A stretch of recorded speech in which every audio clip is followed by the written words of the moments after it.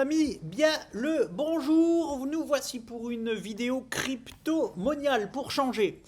Allez, on va rester sur Binance aujourd'hui pour faire les analyses et je vais vous balancer quelques opportunities pour la seconde partie du bull run. Voilà. Parce que maintenant, on va bientôt y entrer, hein, j'ai envie de vous dire. Donc, on commence bien évidemment par le BTC. Je vais mettre Ishimoku en retrait pour le... quoique, Ishimoku là, c'était pas mal, hein, parce que regardez, on est dans le nuage en daily, hein, et on essaye de le récupérer. Il faut qu'on le récupère, voilà. Voilà, petite étude Ishimokiale, j'ai envie de vous dire. Quand on est dans le nuage, on est encore en tergiversation. Il faut récupérer le nuage, passer au-dessus. C'est le plus dur à faire. Ce n'est pas pour rien qu'on cale sur ces niveaux. Et en plus de ça, sur Binance, j'avais à la base cette figure-là. Et si je la tire, voilà, c'est pour ça que je laisse toujours mes tracés. Voilà, on cale sur ces niveaux-là. On en profite pour faire un joli pullback. Je vois, hein, forcément, on a à chaque fois une chance sur deux à peu près pour revenir sur ici là, cette ancienne aussi figure très joli pullback dessus. Pas encore le joli pullback parce que si je bascule, voilà, sur notre figure de base. Et lorsque j'ai fait le montage, d'ailleurs, c'est dommage parce que j'avais coupé au montage lorsque je disais que je privilégie, alors, de toute façon on a une chance sur deux, donc on privilégie ce qu'on veut, mais que je privilégie plutôt un pullback sur cette zone-là, ici, là, parce que j'appelle ça une belle zone d'accueil, en fait. La belle zone d'accueil, c'est quoi? C'est cette ligne de coup-là. Alors, je sais pas pourquoi.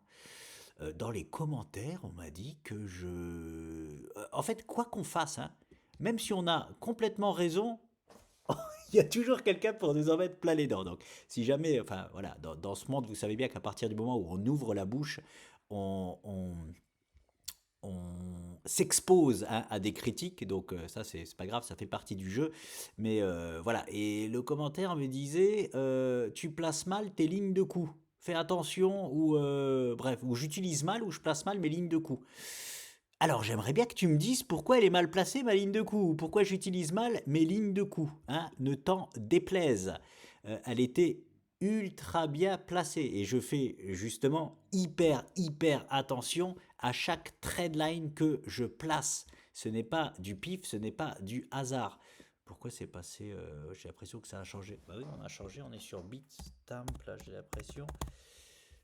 Hop, je reviens là, voilà. Donc bref, passons. Je privilégie plutôt un pullback, hein, sur cette zone-là. Est-ce qu'il a eu lieu ou pas?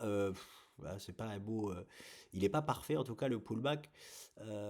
Voilà, parce que on a une convergence en fait de supports, c'est-à-dire l'ancienne ligne de coup ici, la ligne de coup ici, et en plus de ça, j'ai ma MA 200, hein, voilà, qui va venir converger avec cette zone-là et servir. On a un triple support en fait ici, donc je voyais bien pourquoi pas.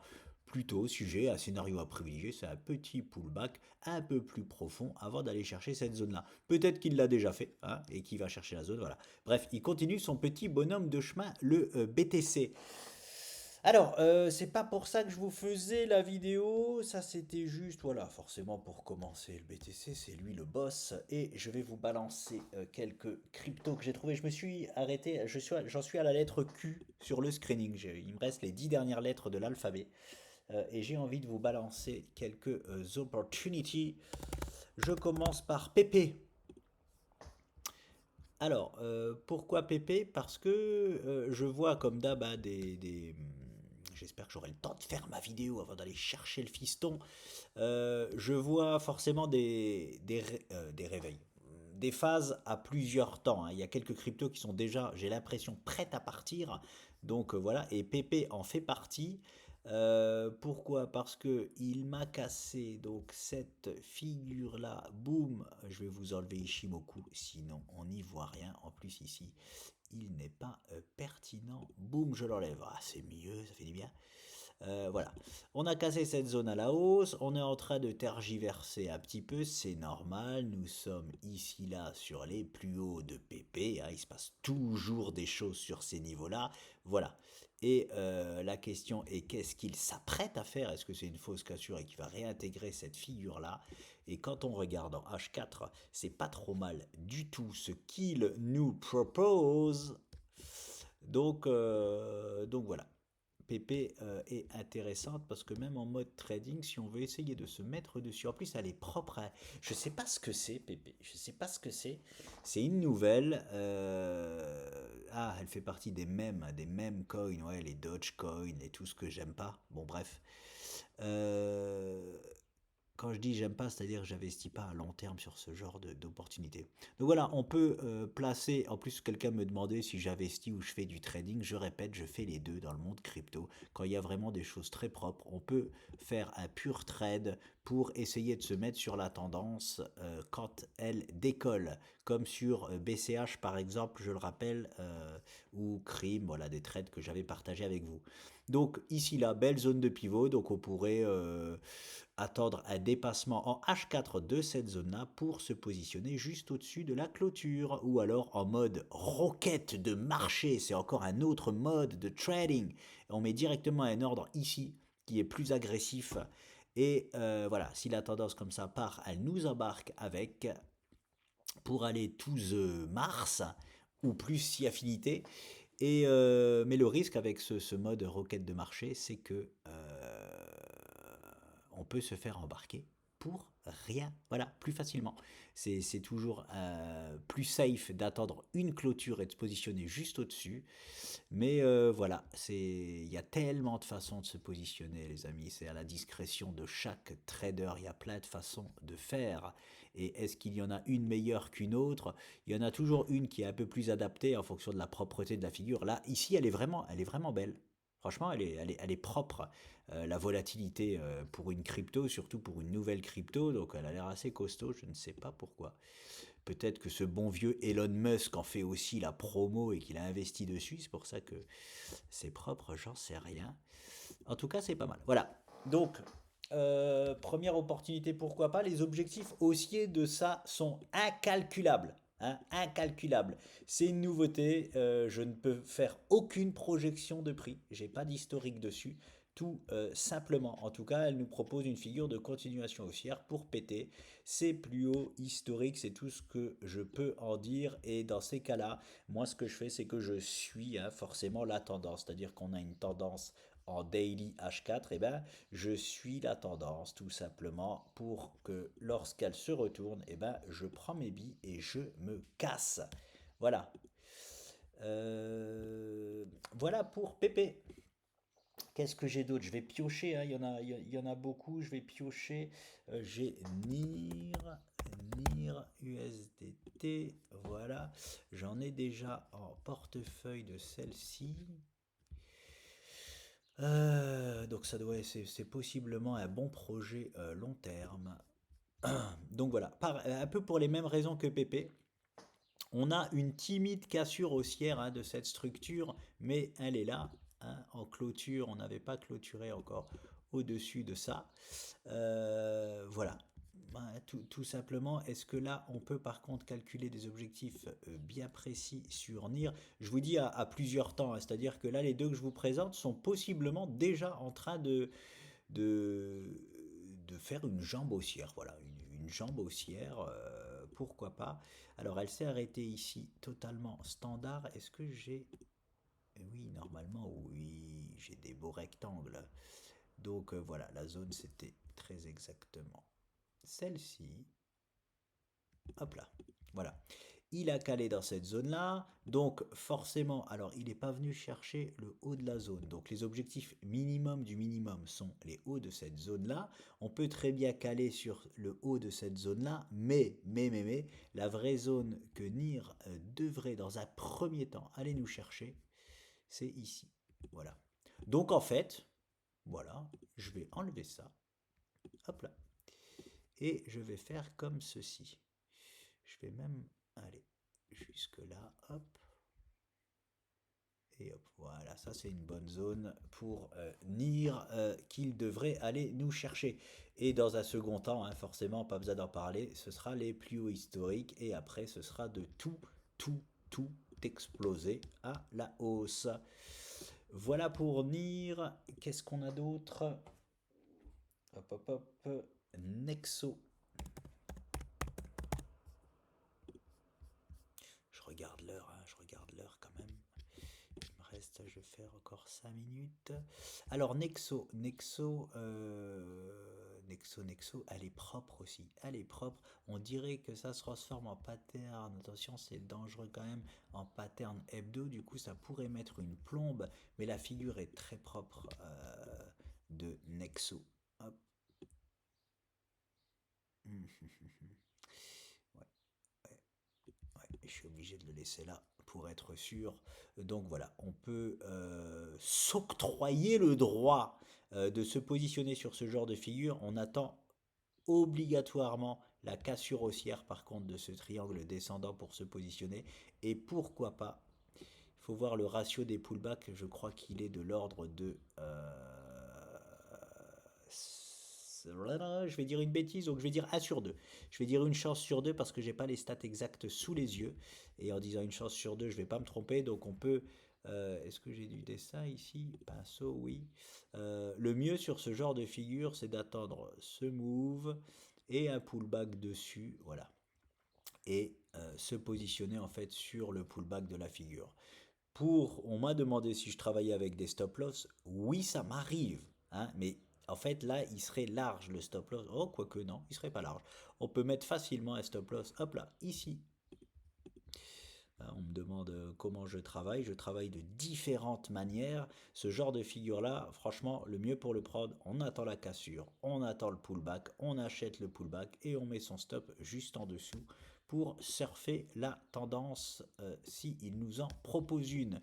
Les objectifs de cette jeune demoiselle, on n'a pas grand-chose. Hein, on n'a pas grand-chose, on n'a rien qui nous empêche d'aller chercher ce qui est intéressant. Ce qui est intéressant, ouais, c'est qu'on n'a absolument rien qui nous empêche d'aller chercher les plus hauts historiques sur Nexo. Voilà. On n'a pas de résistance, on n'a rien. On a un beau réveil acté, on a une belle figure derrière. Donc, elle est intéressante. Elle est intéressante. On pourra, oui, on est possiblement capé ici. Il faudra faire attention en fonction. On est peut-être capé par contre ici. Hein, les grandes mèches comme ça sont toujours hyper chiantes à passer. En tout cas, comme j'aime à dire, il se passera quelque chose là-bas. Hein, tout simplement. Et j'ai aucune zone de résistance en fait avant ça. Hein. Voilà, donc il faudra voir les miettes qui nous laissent en route. Nexo, qu'est-ce que j'ai d'autre? Je reviens sur mon Movre, j'en avais beaucoup parlé, j'avais fait, c'est une de mes plus grosses rentabilités en mode réveil. Donc ça fait longtemps que je la vois pas. En fait, j'ai pris mes gars dessus, mais j'ai laissé une piécette dessus. C'était parfait. Hein. Je sais pas si vous vous souvenez, mais regardez la touchette de l'objectif qu'il avait fait. C'était parfait. C'est pour ça que j'avais récupéré mes billes dessus forcément. Mais j'ai laissé traîner une piécette parce que c'était le premier objectif hein, sur Movre.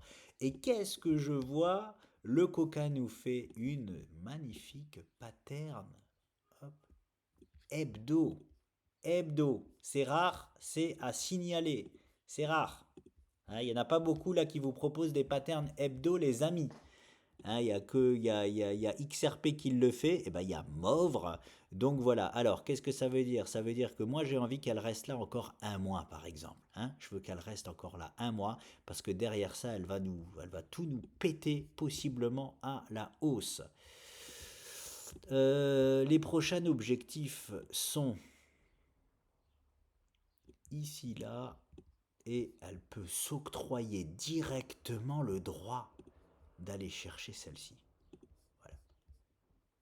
Grosse zone, oui, je prends pas de risque, hein, voilà, je prends pas de risque, voilà.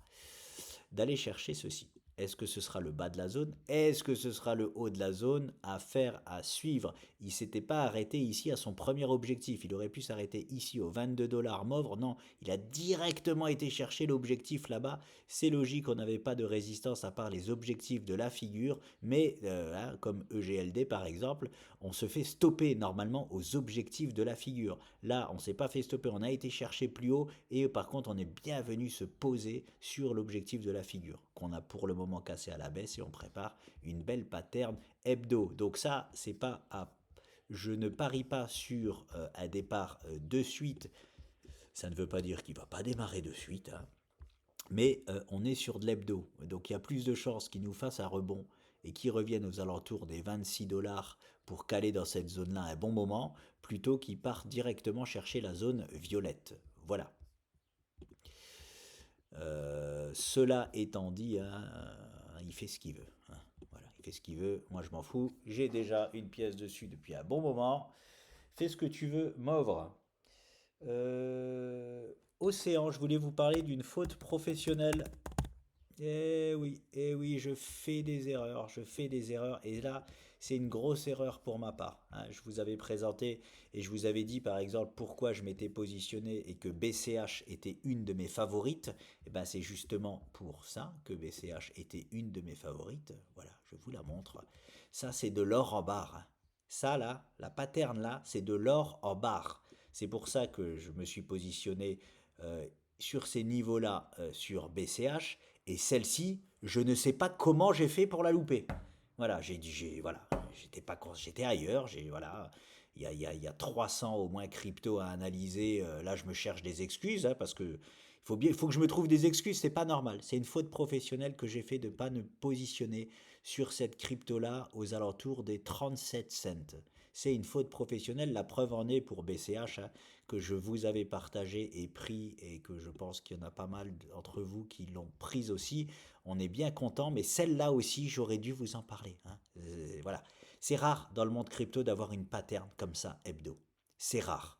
Et voilà ce qui se passe derrière, hein.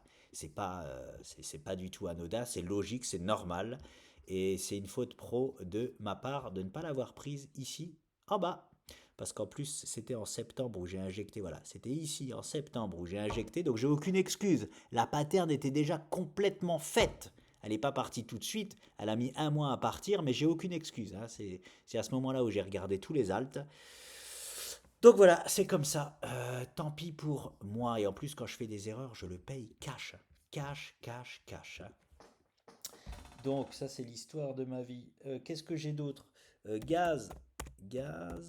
Qu'est-ce que j'ai noté? J'ai noté que c'était une euh, daily. Non, ça c'est de l'hebdo, ça. C'est de l'hebdo. Oui, oui, oui. Voilà, elle est intéressante parce que regardez justement, elle propose une pattern hebdo comme je viens de vous montrer. Elle est moins sexy parce elle est moins mature, hein, elle est moins mature. Mais ça, c'est de la belle pattern hebdo. C'est magnifique. Et Gaz, je connais bien parce que j'ai fait. Ça, c'est magnifique, hein. C'est magnifique. Je connais bien parce que j'ai fait une superbe vente sur celle-ci. J'ai vendu ici. J'ai vendu ici du gaz. Donc c'était un de mes plus beaux trades, on va dire. J'ai pas vendu les plus hauts, des plus hauts, du plus haut. Ouais, non, ça je sais pas faire, hein, ça je sais pas faire. Revendre à point haut, oui, mais revendre les plus hauts des plus hauts, je sais pas faire. Donc voilà où j'ai vendu gaz. Ça a bien dérouillé derrière. C'est normal, hein, quand ça pump comme ça aussi violemment, la chute est tout aussi violente, hein. Par contre, ce qu'il propose là depuis un bon moment, magnifique, magnifique. Forcément, comme je vous le dis, on est possiblement capé ici, sur gaz, hein. Capé, ça veut dire qu'on a un plafond ici. Potentiellement qu'on dépassera pas ça, même en mode bull run. C'est possible. Ça dépend, hein. Si on fait en 2 semaines comme ça rapidement, c'est-à-dire dans les mois à venir, et qu'on cale ici en dessous, on va aller les péter. Tout dépend aussi du timing. Ne me faites pas dire ce que j'ai pas dit. Mais pour l'instant, le plafond est ici pour gaz. Magnifique, donc pattern hebdomadaire. Le problème, c'est qu'elle est hyper volatile et que c'est compliqué de se positionner en mode trading. C'est pour ça que personnellement, je fais les deux.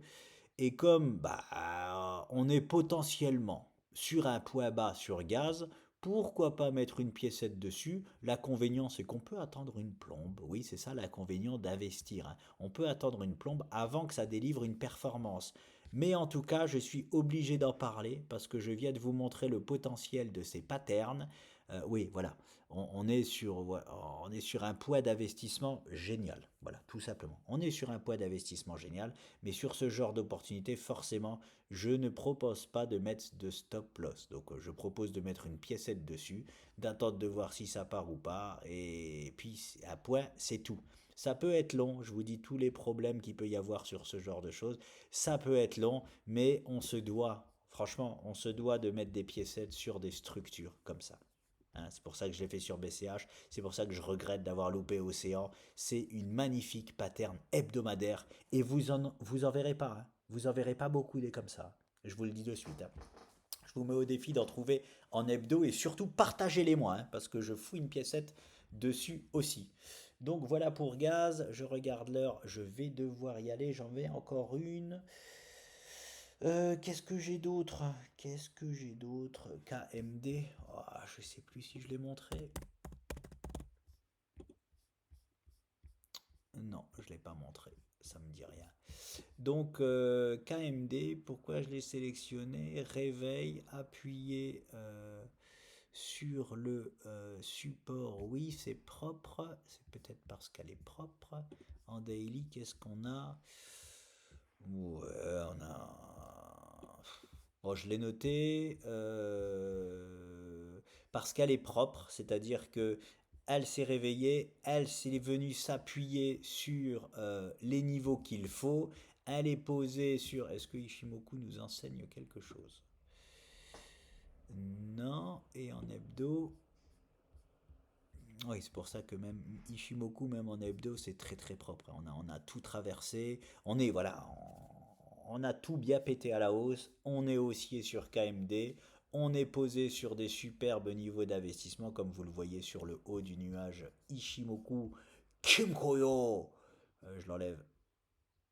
Hop, voilà. Parce que, en fait, tout simplement, ça a un bon poids d'investissement. Voilà. Et je vous dis, hein, il va falloir faire un tri parce que elles sont toutes en préparation d'un move. Hein. Préparation d'un move, ça veut dire soit à la hausse, soit à la baisse, mais en préparation d'un move et sur des niveaux ultra intéressants d'investissement. Il y en a plein. C'est pour ça, là, je vous en montre une louche. La dernière vidéo, je vous ai montré une petite louche. Là, je vous en montre une louche. Et c'est pas fini. Je me suis arrêté à la lettre P. Inclus. Voilà.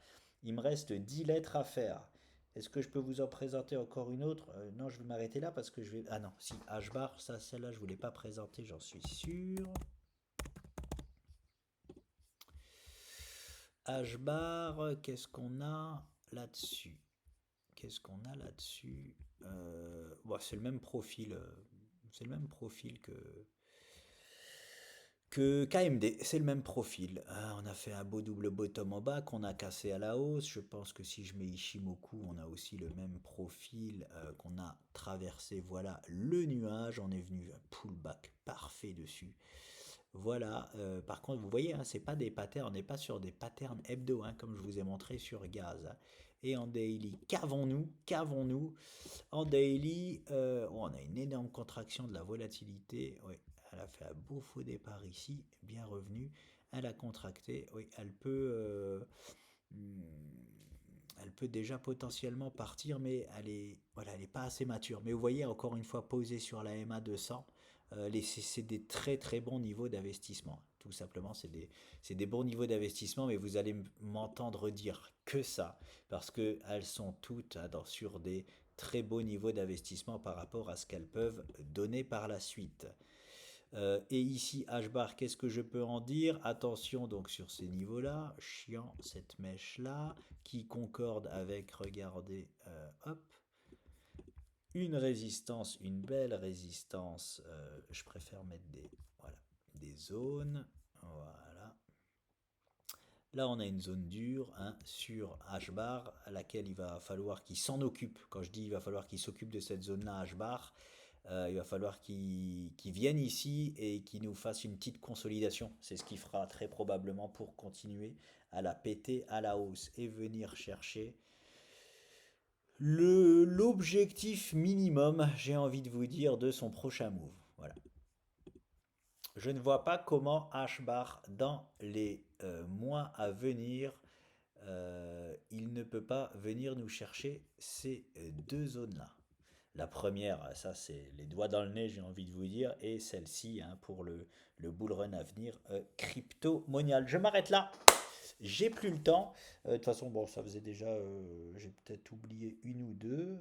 C'est tout. Et je vais finir tranquillement le screening. Et il y aura une autre vidéo comme ça, avec des propositions d'investissement crypto. Je rappelle, je ne suis pas conseiller du tout en investissement. Je partage uniquement mon travail et ce que je fais. Je suis investisseur et trader dans le monde de la crypto-monnaie.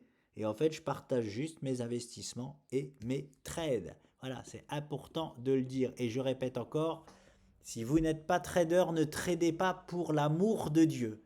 C'est le meilleur conseil que je puisse vous donner. Et investissez uniquement de l'argent que vous pouvez perdre. Comme ça, il n'y aura pas de souci. Ne pensez pas à tort que vous allez devenir riche dans le monde de la crypto. Ça, ici, là, sur notre chaîne, ça n'existe pas, hein. Vous n'allez pas devenir riche, hein. Si vous cherchez à devenir riche avec 100 euros dans le monde de la crypto, vous pouvez déjà prendre vos 100 euros et les mettre à la poubelle. Voilà. Bah, non, non, ne faites pas ça, parce que bon, ça peut arriver, mais c'est tout aussi rentable que le loto. Voilà, c'est ça que je veux vous dire. Par contre, faire des belles plus-values, oui, bien sûr. Des belles plus-values, c'est quoi entre x5 et x10? Oui, ça ici, vous pouvez le faire. Voilà. Je ne suis pas un vendeur de rêves. Je ne vais pas vous dire, vous allez devenir riche, vous allez mettre 1000 euros, vous allez devenir riche, partir à l'île Maurice pour retirer votre million en crypto-monnaie. Non, ça n'existe pas. Voilà. Voilà ce que j'ai à vous dire parce que j'ai envie de casser ce mythe-là parce que les gens ils pensent qu'en mettant 100, 200 balles dans les cryptos ils vont devenir riches. Non, non et non. Hein? Si vous connaissez quelqu'un qui l'a fait, présentez-le-moi.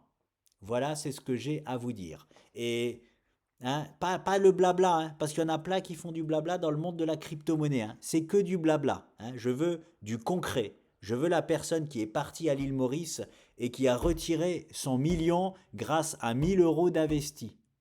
Voilà, c'est ça que je veux. Je vous le dis tout de suite, ça n'existe pas. Vous ramènerez personne parce que ça n'existe pas. Par contre, des millionnaires crypto, ça existe, mais ils ont mis 100 000 euros à la base, ou ils ont mis 50 000 euros à la base dessus. Hein, c'est important de démystifier tout ça, hein.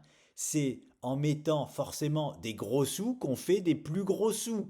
Si vous mettez 1000 balles, ne vous attendez pas à être millionnaire grâce à un bull run crypto-monnaie. Parce que sinon, vous allez faire justement des choses à pas faire et vous allez tout perdre. Voilà. C'est le dernier avertissement que je mets parce que j'entends trop de choses fausses en fait dans le monde de la crypto-monnaie. Je vous laisse les amis, je vous dis à très vite.